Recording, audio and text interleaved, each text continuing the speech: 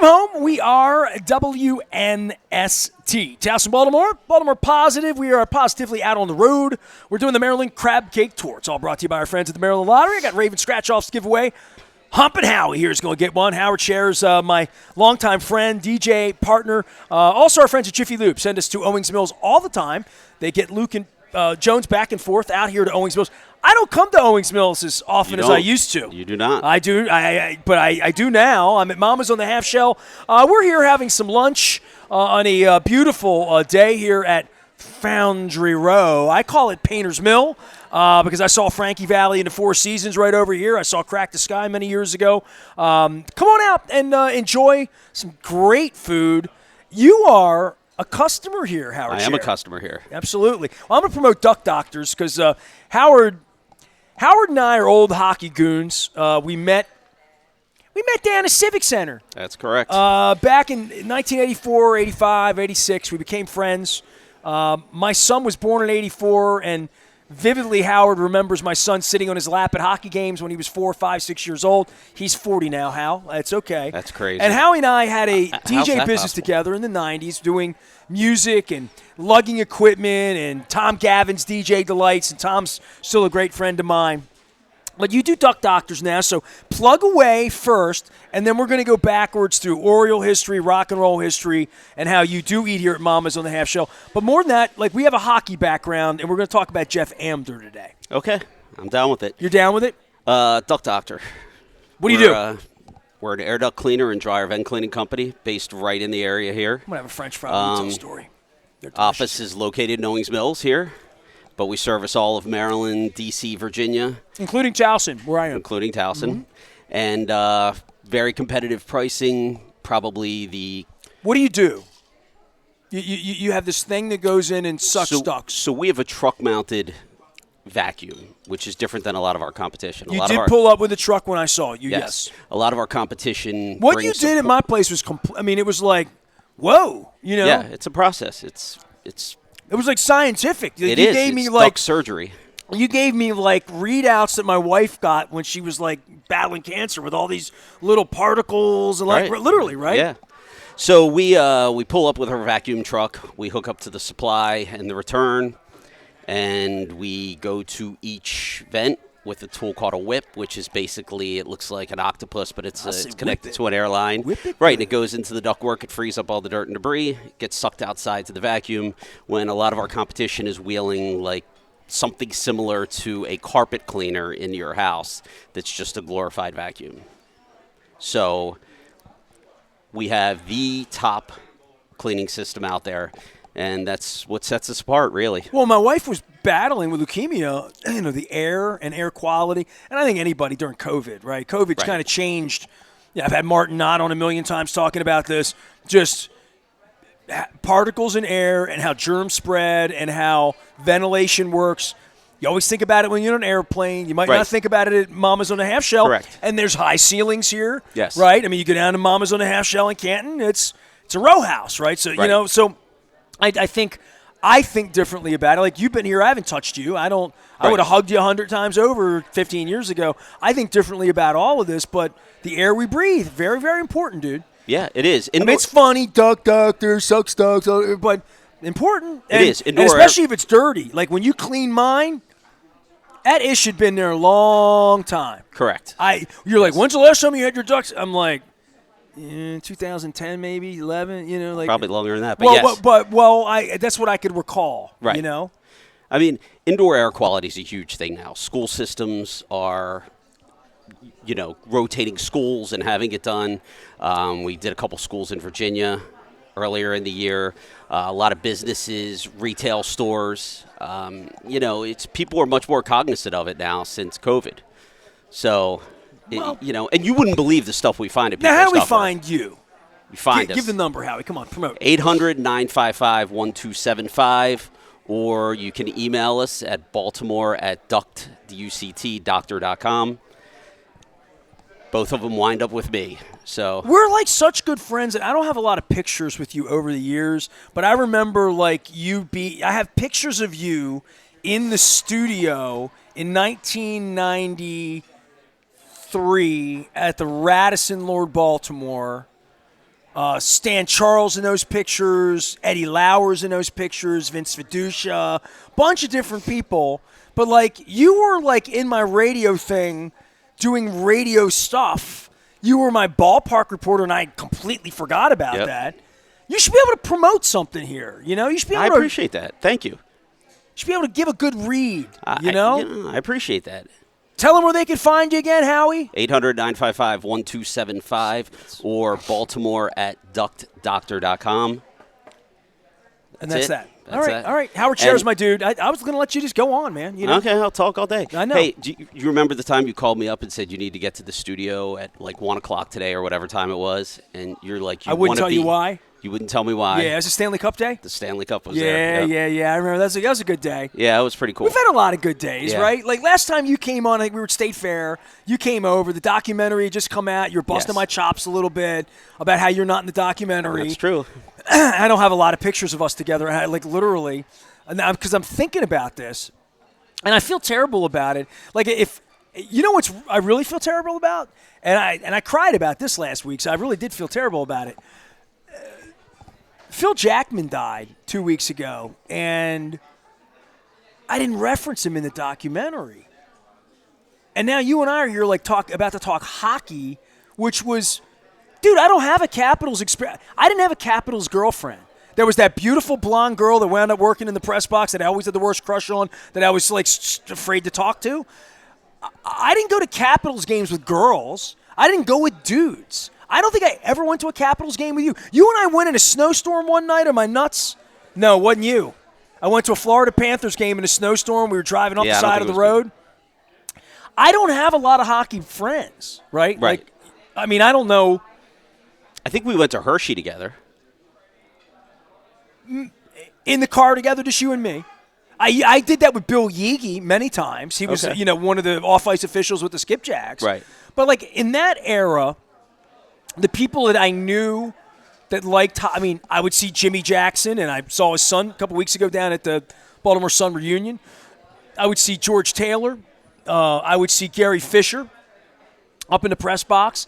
He would bring sandwiches, usually from Atman's. There would be Death Dogs there. But there were usually, and then there were a couple like, Gord Lane, local hockey people that might show up to watch a game on the roof or whatever.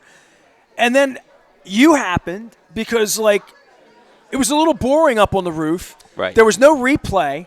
Right. Right? I mean, I had the Capital Center guys out. I had the Capital Center guys out talking about the book that they did. It's unbelievable. Like, everybody who ever went to the Capital Center, please go watch my Capital Center piece from Costas, because it was just you'll love it the most, right? Like, you'll love it because it's just all these stories about the Capital Center you never knew. Right. How the video board got there. The video board got there because Abe Poland made a deal with the Pentagon.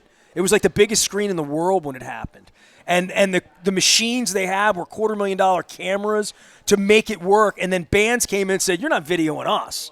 Seriously? Right. And now that's all they do, right? Right. So, like, now it's just a thing, right? Yeah. But in 1984, 85, 86, I was a kid, right? I was 15, 16, 17, right? So I'm coming from being a fan to being don't root for the team, right? And you're writing about it. And clearly I'm not going to write, like, from a fan idiot. I mean, they didn't hire me to do that. Correct. I was a professional. Right. Still am, Chad. Greg, Miss Griggs, Mrs. Griggs, Katie, Mrs. G, I don't know, whatever, I don't know. I haven't met her yet. But I'm a real journalist. And as a kid, I'm up in the press box, and it's really far away. Yes. And there's no replay. And, Jimmy Jacks would say, "Why don't they pick the numbers, and why don't they put the serifs on the jerseys so we can see why don't they have their names on the Hershey Bears? Put your name on your jersey, Tim Tukey." So anyway. Right. So, no, it's true, though. What do you think? You're the Yankees? You don't need your name? You're Penn State? Right, all of that, right? So that's not a very good Jimmy Jackson. It's probably a combination of Jimmy and George. I apologize. I can do both of them pretty well when I'm thinking about it, and I don't have oyster stew from Finn and Mama's. Anyway, so the whole 300 section, as you remember, for Skipjack is pretty much empty. Yes. Some people come up there, smoke pot, make out, do I don't know, play. I mean, I think most of the time it was just closed. Most of the time it was closed, right? So the upper deck was closed. So now I'm I have a sea of seats in front of me. Before Kenny Albert was there was Terry Ficcarelli, and Jerry Ficcarelli left to right on your radio dial. Yep. Tim, give me his name. Tim was the play-by-play before Terry. Come on, give me his name. My God. Oh, come on, Tim. There's no shot Tim, I pull that. come on, Tim, I love you, Tim. 81, 82, 83. Either way, it's not that I knew anything about AM radio and listening to hockey games or any Phil Wood or anything like that, right? But the little well where they broadcast from was like the bird's nest seat over the ice, right? It was a great seat. It was. But you had to climb down on the rails to get to that little box, right? And I'm up there a season covering the team, and I wasn't on deadline. I'm writing for an evening. I wasn't like running copy for the morning paper. Right. I was just there covering the game. And as I go back to the office and write my story, I would take my notebook and go down and sit in the back of the 200 section, the back of the mezzanine section, the middle concourse, as we would call it, the Baltimore Civic Center. And you all were in that area. And the reason I went down there is because that's where all the fun was. It was. It was a lot of fun. It's like Blinded by the Light, right? Right. It's just like the Bruce Springsteen song, right? Yeah. Like, Mama always told me not to look into the eyes of the sun, but Mama, that's where the fun is. You know what I mean? True. So I went down, and they had those parlor doors. Yep. Those ratcheted parlor doors, right? It's so funny you remember that, but it's true. And I pull on that door, and I'm in the back of section middle concourse 10. It was 10 middle. It probably wasn't 210 yet. It was 210, 212. Right. The hallway right between. And you were there. Your dad was there. Joe DeFonso was there. But more than that, not only were you flippant, and you all knew hockey, and you all read my work, I made sure you were spending a quarter on the Evening Sun. Make sure you're reading. By Nestor Aparicio, Evening Sun correspondent. So you there, but it was really about Jeff Amdur, wasn't it? I mean, really. Like, if he wasn't there, you might have sat on the other side of the ring. Possibly. I mean, we developed a friendship with everybody we sat with. I mean, that was part of the fun. Was like. But he was the fun. He was the show. He was the show, but it got to the point where, like, once I was driving, and if my father didn't go, and I couldn't find anybody on a random Tuesday to go to a skipjack game with me. Did we just go through this that we don't have hockey friends? Right. Yeah, exactly. Phil Jackman was my hockey friend. Right. So literally. I would drive down there, and I would be with 20 of my other friends that I sat with every single game to watch the game, and I'd have a seat and just watch hockey and laugh and have a good time, enjoy the game. You might be there working and come sit with us. I mean, it was the good old days. For the great Jeff Amdur, here at Mama's on the Half Shell, on behalf of Scunny and his family and Finn, I give you Skippers on the Warpath. Go, go. There are a lot of people in this town that know that. They may deny it, but they know Skippers on the Warpath. Go, go. I literally ran around my place today thinking, do I have a fireman's hat? With a red light on it? Could I stop it? And I even thought about, like, Burger King, that's a crown. I'm like, right. Where can I get a little fireman's hat to wear today to honor Jeff? But this was the beginning of our friendship. It was 40 years ago now. And, I'm still wearing my gear. I am clearly this thing. Well, let's talk about this for a minute, because I don't collect a lot of stuff anymore, right? I only collect small stuff. Belt buckles. I wore my Baltimore Colts belt buckle today to honor a Scunny. Because nice. Everything at Nacho Mama's, was stolen from Memorial Stadium, basically. And the minute I showed this to Finn, he's like, "Oh, my dad would have stolen that for the bar," And I'm like, right, of course he would have, right? The reason you're here is because I ran into Finn at Oyster Recovery, and you're always like, "When are you doing the show in Owings Mills, man?" Right. Well, you call me or you text me, and then it's an hour drive sometimes. Maybe not an hour. Costas is worth it. Coco's is worth it. I'm not saying it's not worth it. Faithley's is worth it. But in the middle State Fair is worth it. In the middle of a random work day, it's Beaumont a little more is complicated. Yes, I agree. I've been to those places. All right, so I would just say, so I decided to do this crazy oyster tour because of Damie with the fried oyster a couple years ago. I finally get around to doing it, And I said to Jen, she's like, dude, that's a lot of oysters, 26, 26. And I'm like, we did crab cakes. She's like, yeah, well, they're all different. I'm like, no, every oyster is going to be different. We can do stew, can do shucked, can do – I had 3 different kinds just here at Mama's on the Half Shell today, right? So I put together a list with the Oyster Recovery Partnership, and Mama's was on the list. Like, I was going to come here, and then I ran into Finn anyway, and I was trying to figure out what day to do it, and I was trying to find his mother, Jackie, and I hadn't been to this location. I'm blown away by how beautiful it is. So, I mean, I'll get to that in a minute. But the Oyster Tour on day, 4 or 5, I said to Jen, look, there's a couple of places that do Gucci, brunchy in Hamden that do great True Chesapeake and the Urban Oyster. She said, Urban Oyster, they do the farmer's market. I'm like, yeah. She said, it's black female owned. Yeah, it is. Yeah, I said, so look, we'll do a Sunday brunch the day the Ravens played at Buffalo, whatever. They played a night game or they played – no, it was the first weekend of the year. It was the Kansas – they played on Thursday night. Right. So it was Sunday afternoon. I said, we're dress up nice, put a hat on. Look, this Sunday we'll go out. It was a beautiful day. We're going to go to Hamden. She likes shopping in Hamden. I like shopping in Hamden, right? So we're out on the street in front of the local oyster, or Urban Oyster. I confused you. Urban Oyster. And there's dude selling stuff, sports stuff, jerseys, NASCAR, just stuff. Memorabilia. This is sitting there with a price tag. It was a $30. What did I pay? $35, whatever it was. It was something like that. I think what you told me. offered him $10 less. It was $30, I think, and I don't think I had a 10. I had to borrow it from my wife, and it's sitting there. And I swear to God, I walk by, and my hair's out, and I'm looking nice. I got my little Paris sweater on, and it's a beautiful brunch. My wife got a mimosa, and I got this, dude. I got a French toast, oyster fritter. Well, I never had an oyster fritter in my life. It's a long fried oyster thing. Okay. And a poached egg on top with hollandaise. Dude, crazy. Sounds amazing. And they only have it on the brunch menu. So that's why I went for brunch to do something different. And this thing was there. And I said and my wife saw it, and she's like, dude, you're going to just get it. She's like, because you're going to regret it. Because you saw it and you have to have it. You lit up. So I put a status up on that day. I got pictures of Scunny on my phone now. I'm going to wind up crying. So, but I put this picture up and I said, should I buy it?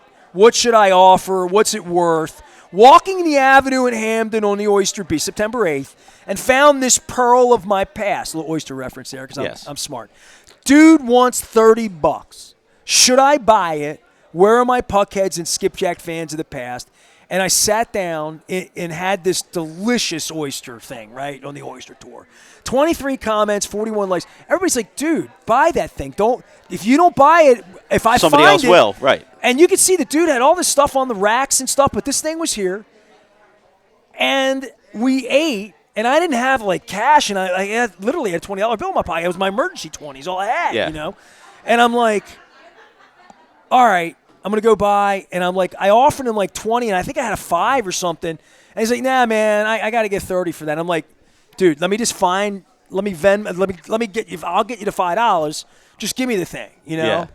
I don't know if it works. I mean, I bet is it this works. the most beautiful thing you've ever seen in your life? It is nice.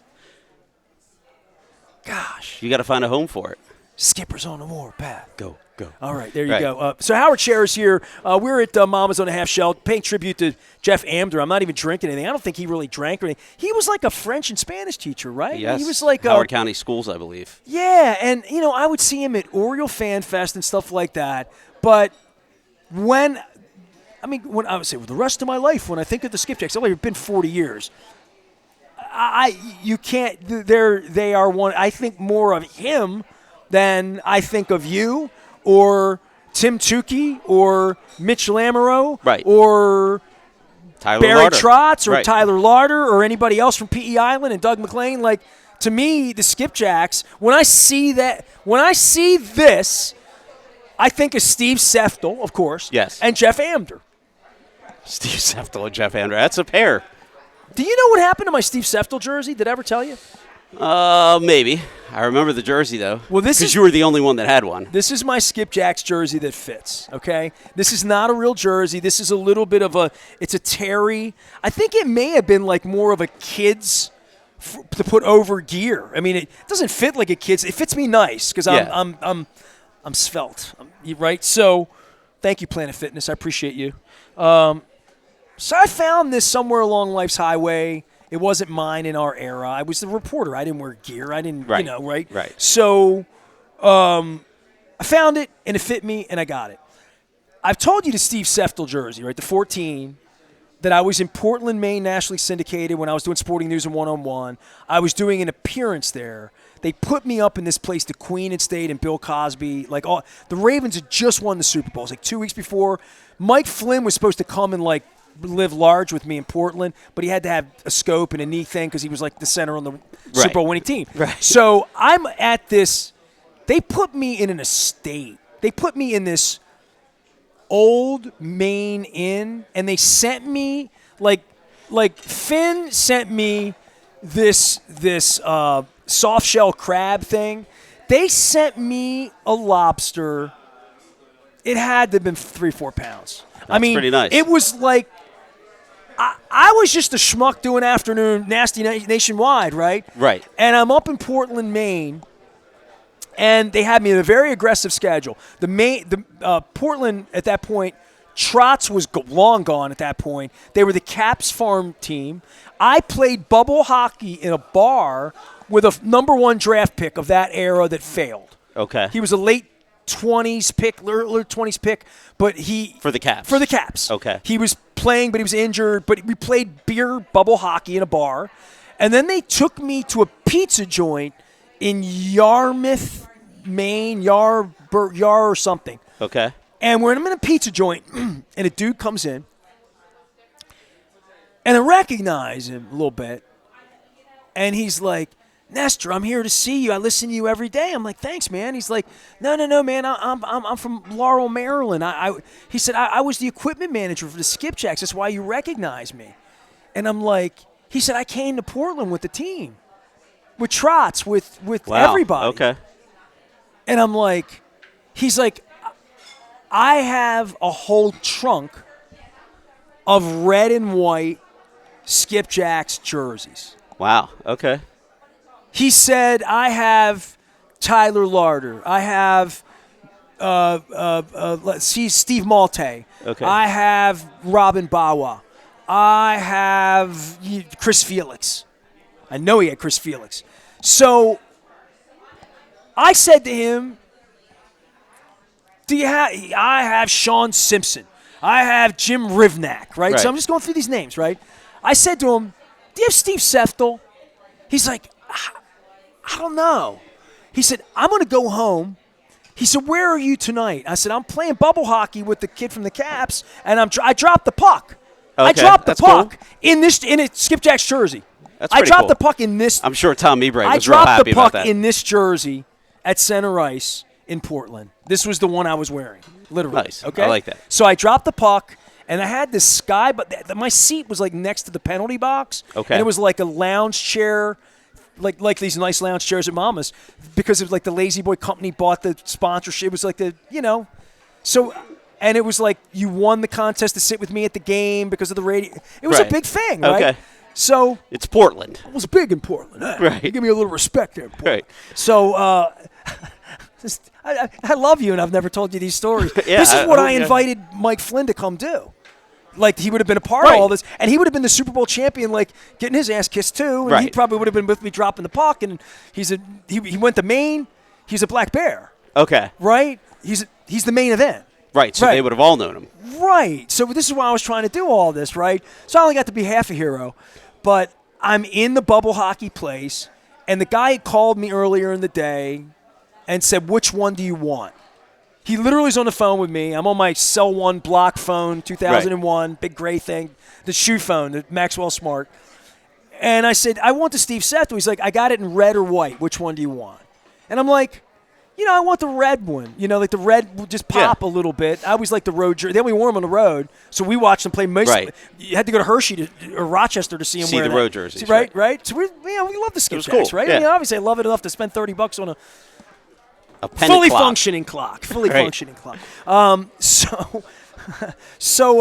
I'm losing my track of my story here. So he brings me the Steve Seftel jersey and gifts it to me. And I'm like, dude, let me give you 100. No. Dude, it means something to you. That's why I want to give it to you. So this dude gives me Steve Seftel's jersey. But I swam in it, right? Yeah. Like it was made he was a bigger guy, Yes. 6'2" guy, number 14.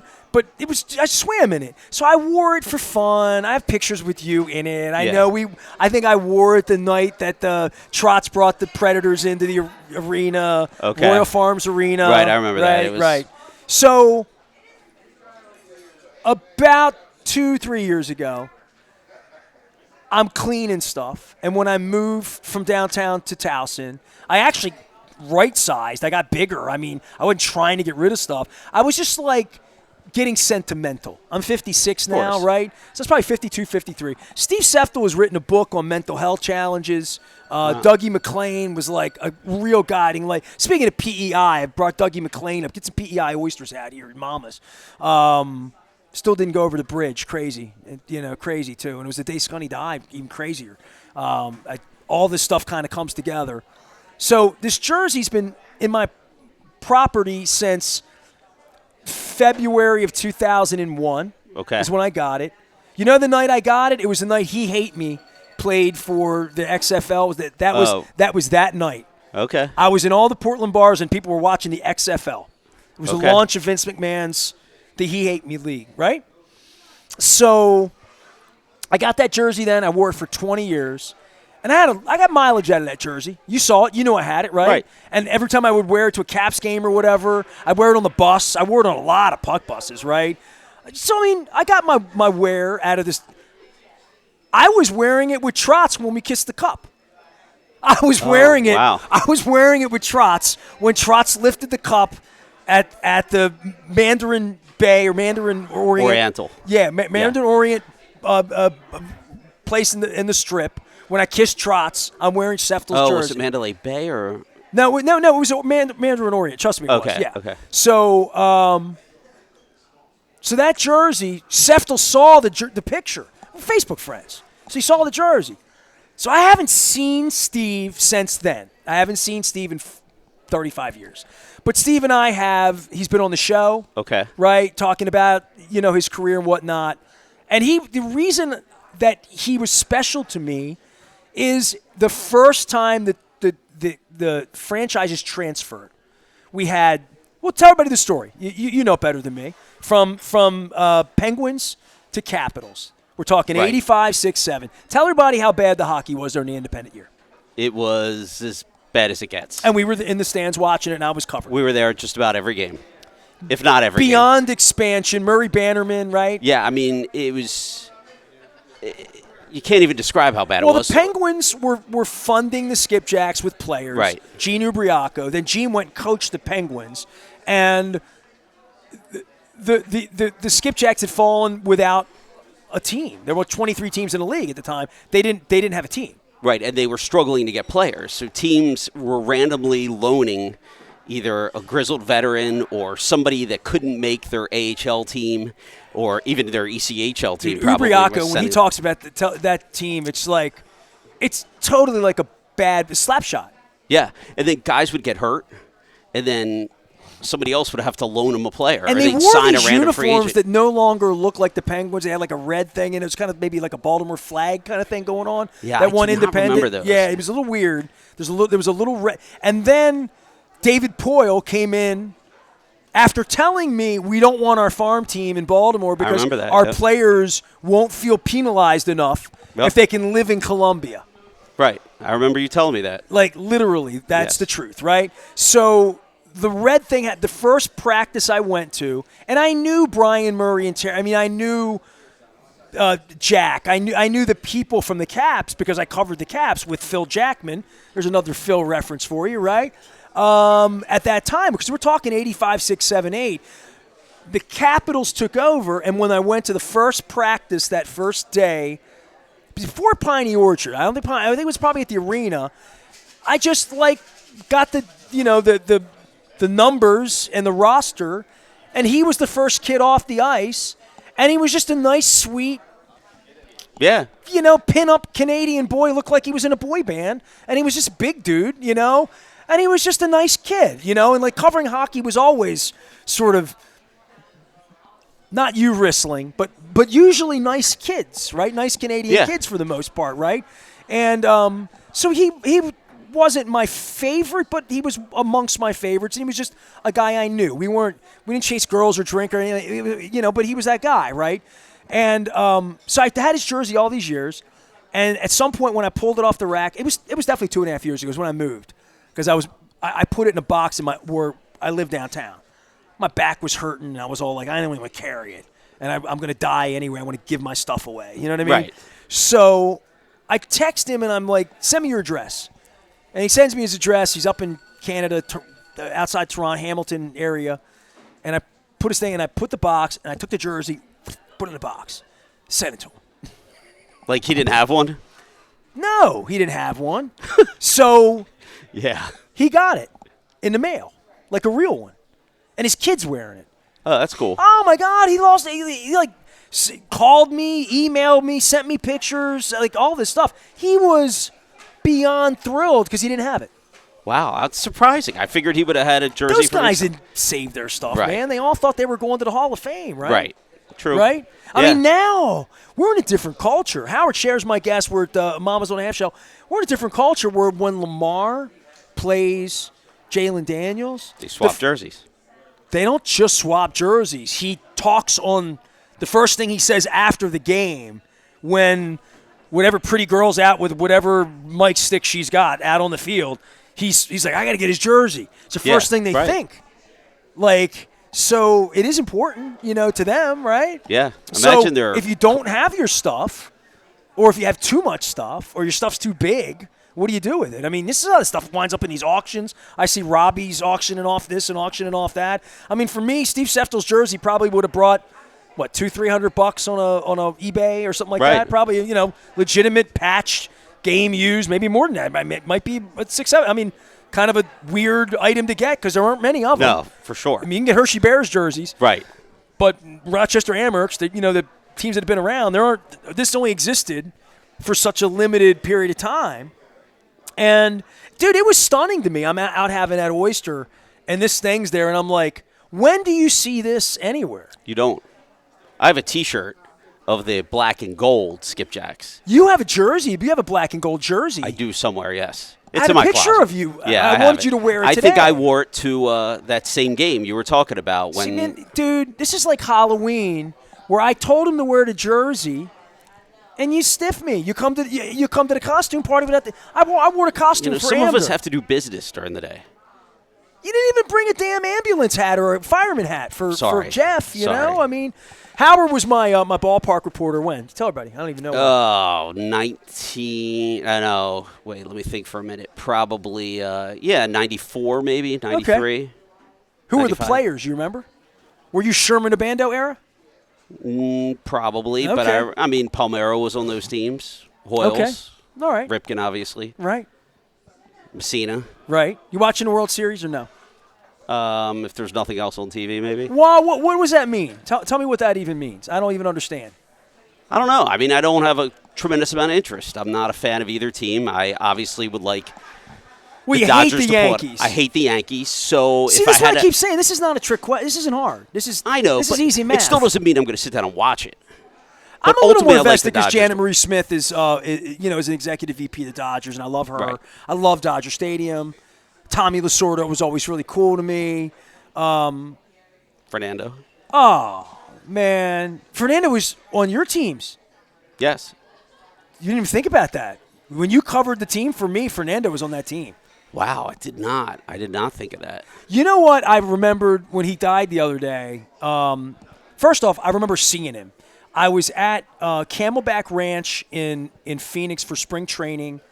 And I think the NFL owners' meetings were there at the Biltmore that March. Okay. And I was Oh, you know what? I was working on the book I never finished on Baltimore leadership. Frank Robinson was the last time I saw him alive was that day. Okay. And the Camelback Ranch is like this. It's appointed like this, too. Beautiful, dark, elegant, lit. Doesn't look like a ballpark thing at all. But the Dodgers facilities, the Dodgers, right? Right. My buddy was running the Dodgers. Dennis Mannion was the president. And Jamie McCourt. Okay. Owings Mills' very own McCourt family, right? They owned the Dodgers at that point before the poo-poo hit the fan.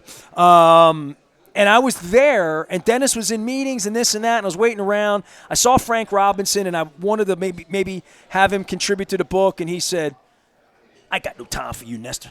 So that was the last thing I think Frank ever said to me. So, okay. Frank was rough with me. But 5 minutes after that happened, I walked out into the parking lot, and Fernando was standing there. And I said, Fernando. And he looked at me like he recognized me, gave me a little bit of that. I'm like, Nestor, I appreciate it. Oh, he lit up. And he's like, how are you? How is your boy? I remember you had a little boy, So I said, Jen, and Jen didn't really know a lot about Fernando. You know, she was more like if it was Robert Parrish, she would have known, or Larry Bird. She was more Celtics as a kid than baseball. So she wasn't Wade Boggs. She wouldn't have known Bill Buckner even, I don't think, if it was him. She knows who Bill Buckner is, but wouldn't know him by sight. Right. So this is Fernando. We're in he wasn't getting fanned at all. It was kind of like in a player lot kind of thing, right?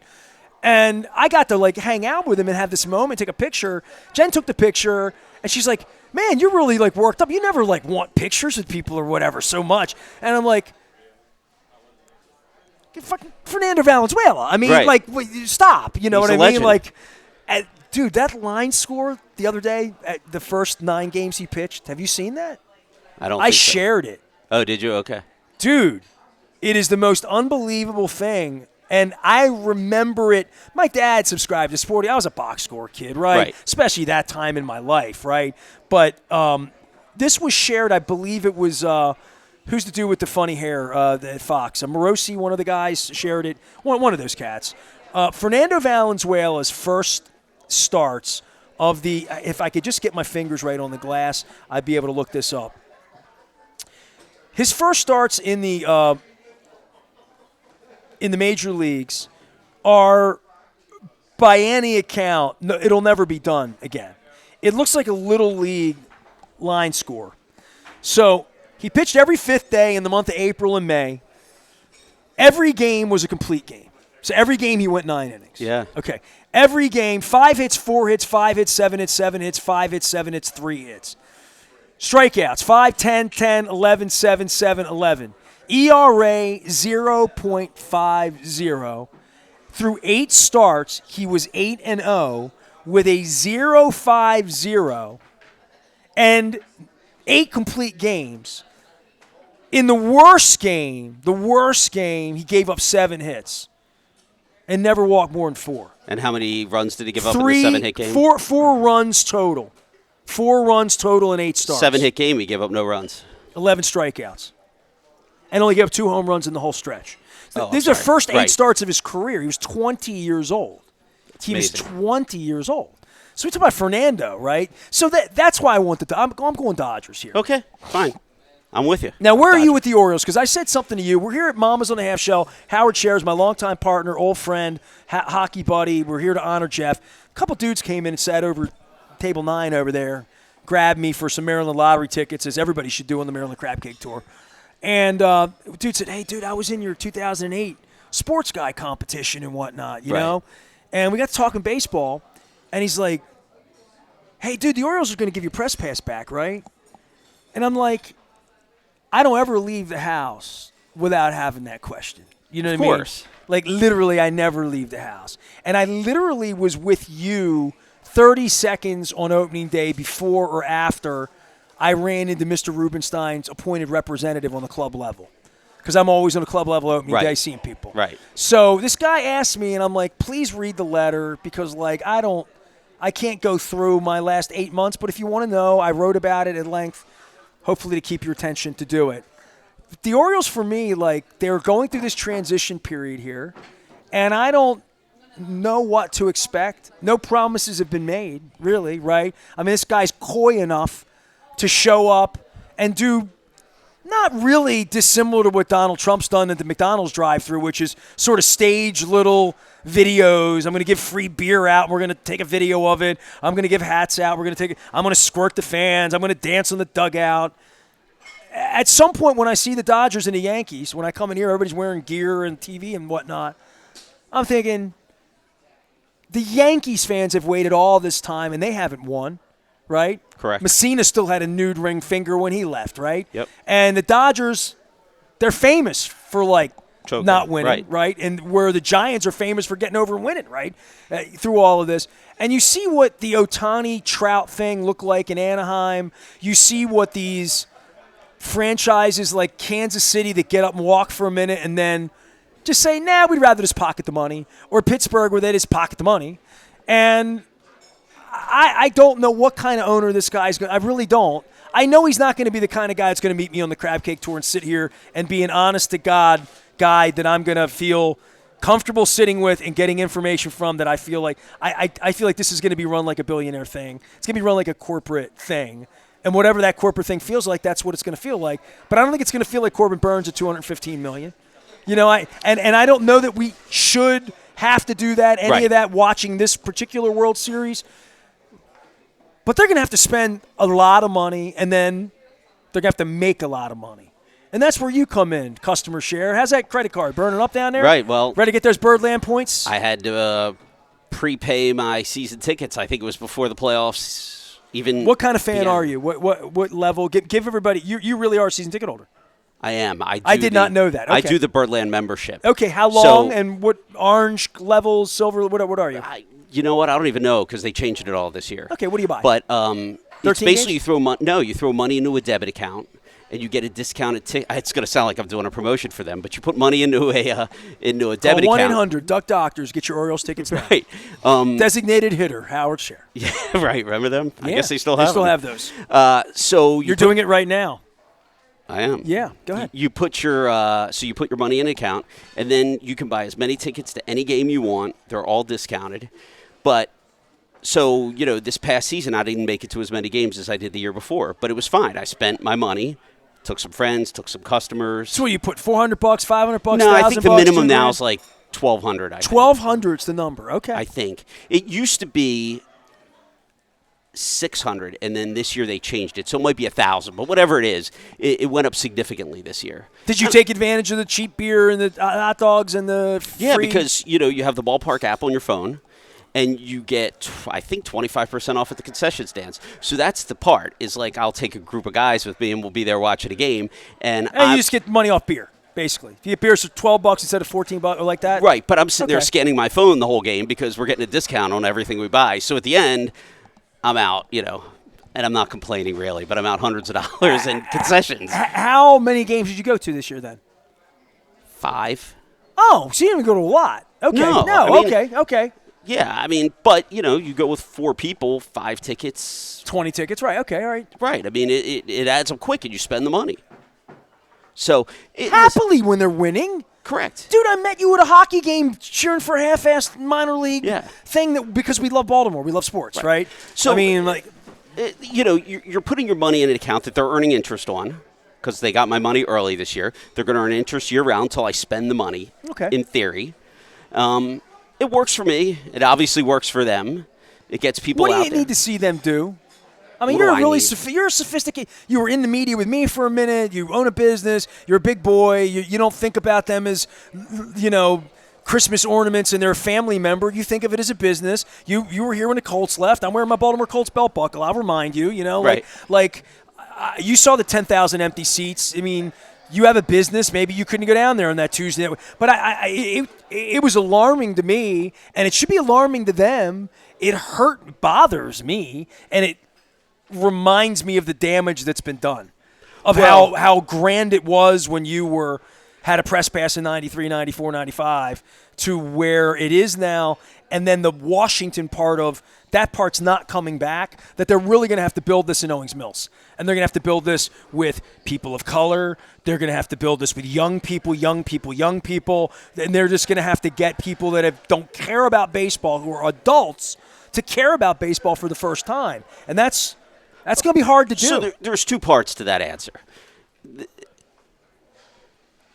I put some of the blame on Major League Baseball. Of course. Because they waited to the very last minute to announce when the games were going to be. So I had to go online for the pre-sale. As a season ticket holder, you get pre-sale tickets. Buy games randomly, not knowing. It's bad enough not knowing if you're going to win the division. Well, imagine or if you you're have gonna, 3 kids of 3 different ages and 2 jobs and a wife and a Right. vital job, I want to say it was what? What did we call them during the COVID era? We called them essential. Right, essential. So 72 hours before the first game is when they announced the game time. So you're rearranging your life at the last minute to get down there, and it was a day game. So much easier when we were 24 and drunk and, right. having fun, right? I think that has a lot to do with it. I also think, in general, across sports, not as many people are going to the games. So I would imagine that part of the Camden Yards renovations, I think that whole left field upper deck is going to be gone. Yeah, I don't know. Somebody like Janet Marie's going to rethink that. I hope the Canopy people get that money. I mean, it's our tax money. I want it to be put to work for something better than the Blackbird wing where they downsize the Kevin Byrne press box into a little house up in the corner and then throw me out of it in an area where nobody's ever going to go for less than $250 to get in, right? It's cover charge. The baseball thing for me has a chance in our community, right? Because it once worked like Brooks and Boog, and people name their kids after Cal, and I get all of that. And then I go to a place here in Owings Mills today where I see people of color in here. I go to an Oriole game, that's not the way it looks. I'm here, I drive around. If I went home tonight, I have 10 times the chance of seeing someone throwing a lacrosse stick out of season right now on a side field anywhere between Owings Mills and Towson than I have any chance of seeing a kid in a catcher's mitt. Period, right? So not to mention soccer. I had the volleyball coach on from – but that's baseball MLB. problem. Right, that's not the Orioles. So you're no longer just it's kind of like when hockey came to Nashville, right? Right. Like we would say, hockey will never work in Baltimore. Hockey will never – you know why? It's not indigenous to being here. Horse racing was and died because it wasn't fed right. Now, indoor soccer never meant anything here, and this British guy came in with an American flag and guys in shorts. You and your dad never caught on to the blast. You thought it was kind of cheeseball, right? Right, like literally, you liked hockey, right? Yeah. So, but in your seat, all those empty seats, they were full of Blast fans who loved it. They didn't love soccer. It was the entertainment value. They didn't love soccer. Right. They loved cute boys in orange and black, and Stan Stamenkovich was amazing. They loved the music. They loved Celebrate Good Times. Right, and you know what they loved about it at that time? It said Baltimore on it. Yes. The reason I love this says Baltimore. This means Baltimore. It means only one thing. And I had civic pride that when I see, if there's a bunch of 24-year-old kids in here, all they're doing is gambling on the game and picking players, picking colors, code colors, whatever. Prop bets, whatever. Whatever that tribal thing that in our vernacular was screw you New York, screw you Boston, screw you Pittsburgh, right? That's kind of gone. You know what I mean? That's not the reason people are into it. Young people I'm talking about. Right, That's they're into it for the gambling, but I still think they dislike those teams. I think it doesn't stop them from betting on Garrett Cole. Fair enough. Right. But I think they still dislike the team. But, yes, they're going to root for Garrett Cole if they put their money on him. But that's a different kind of fan than Jeff Amdur. Of course. Who was doing real civic advocacy work of Wild Bill Hagee, of, Real Fan Dan. He's in cahoots with the team, and they put the camera on him. Whatever. Right. I mean, that's what it is. That's where we are. That's the modern And Real era. Fan Dan wasn't the first person to do it in that stadium. He's just the one that they caught on to. Right. And the chain gang's gone now, right? Chain gang is gone. The defense chants are gone. I see the games on TV now. They had Redskins colors up on the board saying visiting fans want quiet or Right. Yeah, that's normal. They do that every game. I heard people in Tampa last week cheering on offense when Tampa was on offense. And they weren't Raven fans. People don't even know. Oh, yeah, we had a couple. How to be a fan. We had some Commanders fans sitting near us at the game, and Jaden Daniels was under center, and they're loud and clapping. They were and I'm part of the. They know nothing about football. Right. Right. Or Because- if you want a seat at the 50-yard line behind the bench, you don't realize you can't see the game, right? Right. Right. But it's status to sit there. Yeah, okay, so sports is status now. I would agree with that. I think there's to- no to a status large- to this for anybody but Right. you and me. Right. Skipjacks. And gear. I think it's just the experience. You know, like one of the nice things with the season tickets is, or the Birdland membership, is that I have an option of buying a parking pass for cheap. So, you know, they're like $10. You might have to walk from M&T over. It's not bad. But if you go towards CFG, you're spending $40 or $50 to park, and you still have to walk to the stadium. So there's little advantages to that, not getting back to selling season tickets again. But it matters. I want you. No, you don't. I want you to sell it. I want you because you're giving me a deeper explanation than most people have given me. Most people in my life are not Birdland membership members. I mean, literally, like most people. And what I'm trying to get at is, all right, Greg Bader's going to go run Masson, and we can insert whatever joke we want into that and say, all right, what is Masson going to be? Somebody asked me the other day, who owns it? I'm like, it's got to be Rubenstein. I mean, like, Yeah, he had talking about it, but Major League Baseball, the problem they have with the Nationals aren't for sale anymore, right? Rubenstein would have bought them. So the notion that not just here, but in San Diego, that the number one thing the commissioner talked to my buddy John Durant about last week is about this media package. And Yes. how Luke is going to get Oriole games in southern Pennsylvania, how I'm going to get it on my phone. My buddy Hells came in 2 weeks ago, Pizza John's from Arkansas. Like, he's an Oriole fan. If you're going to make him subscribe to Apple Plus and Disney this and Paramount that and that, then you get what you get. You get what the NFL's gotten from me, which I didn't watch the game Thursday night because I don't think to boot up my computer after sitting in front of it all day. Right, I didn't to sit turn on there the and game. watch Amazon Yeah, Plus. me neither. It's kind of half-assed. The games are half-assed. The Vikings lost, whatever. But those Apple TV Oriole games, like, forget about it. I maybe You watched know, like, one or two early in the season, and if I happen to be eating dinner somewhere and somebody working there had Apple TV, But you're you know, restricting the game I know. from people that can. They should be getting their game in front of as many people as they can, especially people like you that are already giving them $1,000, right? Like, for me, there's going to come a point where when you give them that $1,000 or that $1,200 for tickets in the game, dude, you got to give me the games on TV. I just gave you $1,000. fair enough. I have to Yeah. be a subscriber. Roll that in, make it $1,350 to get your $300 or whatever. But $300 a season, that's $2 a game, you know, just to watch it on TV. And you're not going to watch them all. And if the team stinks, and you know, Well, I mean, the Massage situation all falls on the Angelos' hands. I mean, they were the reason these games weren't being streamed locally. You know, I mean, it was the way they set up the network, and they wanted it. this is where, like, if Katie Griggs called me off the record, I would never give you up, Katie. And I sat for 2 hours in a room without my phone. I'm a man of honor. I stay off the record till, like, they try to intimidate me off the record, and then that's really not off the record anymore. Right, right. That's just kind of the way it is. But if I had 2 hours, I'm writing a letter to her right now, like a really serious, like, talking to people I know who've run franchises and Yeah. turned around franchises and been successful, and people that have worked in B markets and different things. I think if she's a Hill Charger, she sees those empty seats and says, "Well, I can at least get those filled for the playoff games next year, and I'll look like a hero." Sees Yes. the attendance going up and saying, "All right, it's going in the right direction." You know, I mean, it's possible. I mean, how many times this can be glorious if they do it right. I'll go back to the Skipjacks. There was always a couple games a year where there were 10,000 people.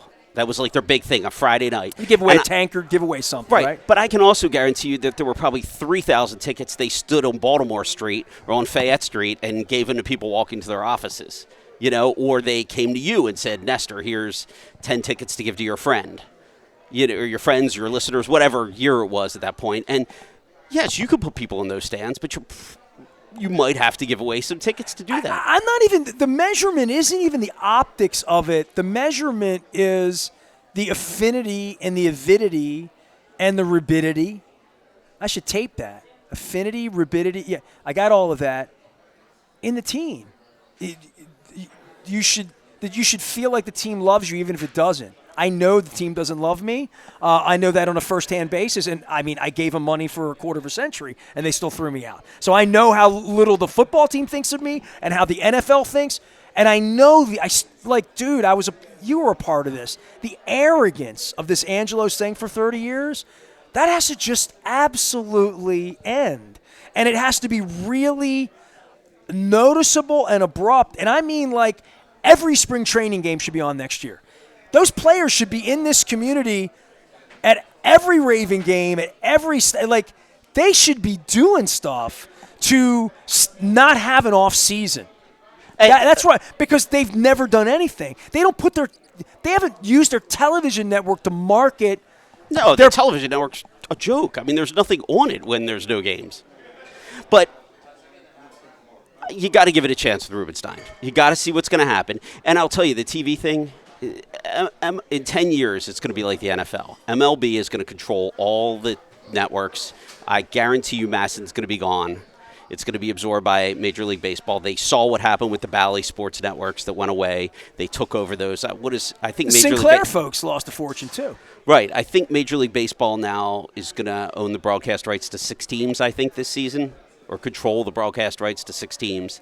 And I think it's going to be all of them eventually. They can't even figure out what to do with the A's, dude. You know, I mean, the Masson unraveling is because they effed up the Expos.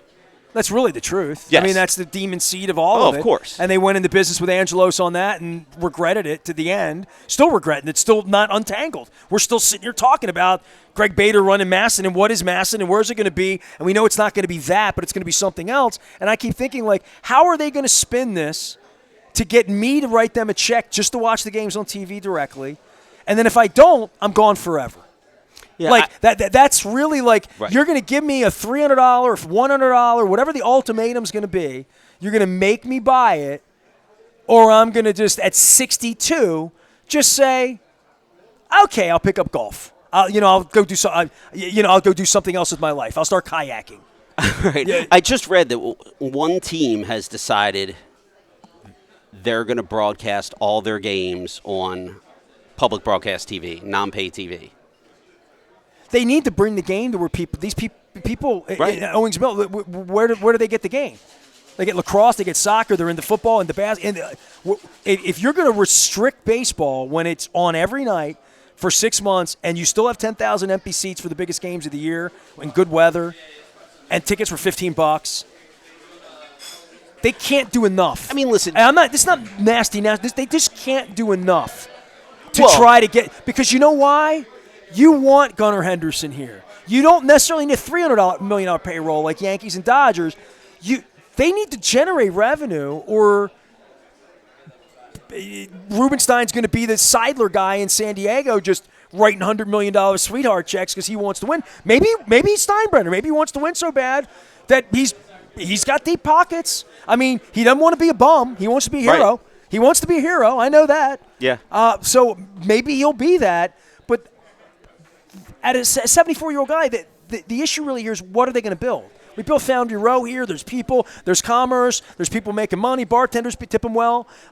There's all that going on, right? But there's not that around a baseball stadium right now. And they can talk about what they did in Atlanta and all that, but we don't have that. They have what they have.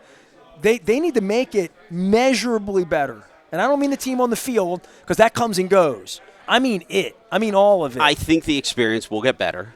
But as we know, money is the root of all evil. And you could tie money to TV, and that's why the NFL has been so successful too, is because they keep getting fed money by the networks to keep adding a game, putting it on this network, putting it on that network. And I How do you get your hockey? I pretty much, I mean, I have DirecTV, so I watch the Capsule Monumental Sports or NHL Network if I want to see a game. But now they're on TNT. TBS, all those networks as well. Are you a big enough Caps fan to write them a direct check for Monumental down the line? And what's that going to be for you? How much would you – I mean, you're a big Caps fan, right? Right. I mean – And how many of you are there to fund the next Alex Ovechkin at $28 million a year? Right. I don't know. But I will tell you this. There's a lot of places we'll go out to dinner, and I'll say, can you put on the Caps game? And they'll look at me like I have three heads. They don't know where to find it. We were at a place recently. I had a friend in from out of town. We went to a local place. I won't say its name. I asked for the Caps game. The response I got was, are you from Canada? And the waitress was kidding. She was joking. She was being funny. She's like, but nobody ever asked for hockey. And I said, okay, well, I'm sitting right in front of this giant TV. I would love the hockey game on. She said, yeah, no problem. They had the local news on. So she changed it, put the hockey game on. Then, and I'm going to strike a chord with you, but they had the USA-Panama soccer game was the same night. So somebody asked for that. And without batting an eye, they could care less that I was watching the Caps, and USA and Panama went up on the TV, which was fine. I mean, the Caps game wasn't a great game anyway. I remember the first time I walked into a bar, and it's the famous place in Indianapolis next to the Mike Tyson thing, St. Elmo's. And I went in there some point in the 90s. I was there for the Ravens game with Scunny had his bachelor party. It's amazing how many times I've mentioned Scunny and Phil Jackman today, huh? Yeah. That was my birthday weekend in Indianapolis, and I went into this world-famous place. And I think it was the Mike Tyson place then even. It was like right before then. And they had TVs on. It was a Saturday afternoon. I'm like, put the baseball game on. Indianapolis. They they don't care. No. They had college football, college whatever was on. And I'm like, you don't care about baseball? What's wrong with you? That's how I felt 30 years ago. Now, 30 years later, I see places where it matters, like St. Louis, and I see places where it's never going to matter, like Tampa. And Tampa, that hockey team down there owns Tampa. That's a great example of where the Orioles could revive themselves, is looking at the Tampa Bay Bolts, the Lightning, who own it way more than the Buccaneers, way more I'm telling you, if you go to Tampa, and it sounds odd, especially two hockey guys, I would have told you in 1985 that Tampa would be a hockey place, and baseball will never work there. And baseball will never work in Miami. If I could have told you that, baseball's done an awful job in a lot of places, including here. They've done an awful job here by allowing him to destroy it. Right? And now they have to figure out how to build it. And part of building it is you're still here. How much money do you have? How much money does the businesses here have to fund making it really good? And what are they going to do to make it really good? To make me want to throw all this orange money on a card at $14 beers. Right. You know what I mean? And how are they going to get the people they don't have? Well, they have what they have. You saw that 3 weeks. They had 10,000. That's what they have on their zenith. It's as good as it's ever been, dude. You will admit that. It's me saying this. What they have right now is as good as it's ever been. Very, very long time. Yes. Strong farm system, good young players. For your daughter and for the next generation, the next 8 to 10 years, baseball could be a thing here. Yes. A big thing here. I mean, there's other things. The way it's become in Philly. I've sat in Pickles before a game, and it's packed. It's a lot of fun. Random playoff game, opening day, maybe a Friday night. They draw a crowd on a Tuesday or Wednesday, but why aren't the Orioles promoting tailgating? Why aren't they partnering with people like Pickles or I can't think of the name of the place next door. They're not partnering with anybody. They're looking to try to get you out of Pickles into their place on your orange card to give you a discount. Yes. And let me tell you something. I'm going to digress for a minute, but the team right down the walkway, those stadium lots are going to be no tailgating within 5 years. You believe that? Take my word for it. The writing's on the wall. Well, they're trying to monetize their 8, 9, 10 days a year. That's all. I mean, that's it, right? Right. I mean, so they're going to wind up creating the Orioles bringing people together 80 times a year. The Ravens only have those 10 opportunities in a couple of little practices, basically, right? I mean, everything else they do, Purple Night, all of those promotional things, they are the revenue generator, along with the media, along with keeping the players away from people like me, like literally, right? Like literally. So, this year, supposedly, they haven't enforced it, but supposedly you have to have a game ticket to get onto the H lot. So you can't go tailgate anymore by the rules and then go home. Okay. So they're trying to say you have to have a ticket to get onto the lot. They're also saying you can't play any music louder than your car stereo, which they haven't enforced that either. But I could foresee it going. You know how it is in New Orleans. Coaching the fun out of the tail. Right. By the way, Cleveland's having big issues. You can go watch that all week. I mean, with the stadium and with tailgate lots and with cops and just really bad things going on. Have you ever seen the tailgating at the Superdome or whatever they call it now? Yes, sure. Okay, so you have to have your game ticket, and you get into that big area there where they have a big stage and a band playing, and you have to buy all your booze, and that's pretty much where everybody goes in New Orleans. They have a word for that. It's the perimeter. Okay. Inside the perimeter. Inside the perimeter. Inside the perimeter. Inside the perimeter. And when the douchey dude that from the people that took all the money from the state, built the Ravens, 8 months ago when they had their press conference, he said the beer's colder and the hot dogs always taste a little better inside the perimeter. Right. So I have to, Yeah. when you're like that big, sort of the fence and the bit. At the Super Bowl, they called it the perimeter. Yeah, they also call that in war zones, by the way, too. So Howard Scher is here. I am Nestor. We're at the Mamas on the Half Show. We've been friends forever. It's all brought to you by the Maryland Lottery. We have Raven scratch-offs to give away. I've been doing that out here at Mamas on the Half Show. We're in Owings Mills. You love this place, right? You hang out here. Yeah, food's great. The Seafood Club is amazing. I had the seafood chowder. It's You had delicious. the seafood chowder I crushed that. Soft shell sandwich. But I'm telling you got to try the Seafood Club. Crab cake, shrimp salad on, I think it's like Texas toast. It's great. They do lunch here, French dips, all sorts of seafood stuff. Delicious raw bar, and a partner with the Oyster Recovery Partnership. Did a long segment with Finn McCusker about his infamous father, Scunny, who we lost now going 13 years now. So I want to honor Scunny here today. We've honored Phil Jackman, and most importantly, we honored my dear friend Jeff Amdur, who we lost last month, by wearing my Skipjacks gear out here in Owings Mills. Howie's always been an Owings Mills guy. I found this on the Oyster Tour down in Hamden for $30. That's a bargain at any price. That's like kissing the Fonz. $30 for this, right? Yeah, it is. You want this, don't you? You know what? I don't know what I would do with it if I had it. Well, that's where I'm really getting creative with this, is I'm trying to figure out the stuff that's really going to go on the wall or not. And I found this item. I'll lead the show with this because I've gone into Oiler fandom since the Ravens threw me out, because the Oilers can't win or lose this week. They're a jackass franchise in general, but they look good. Right. So it's kind of like this show.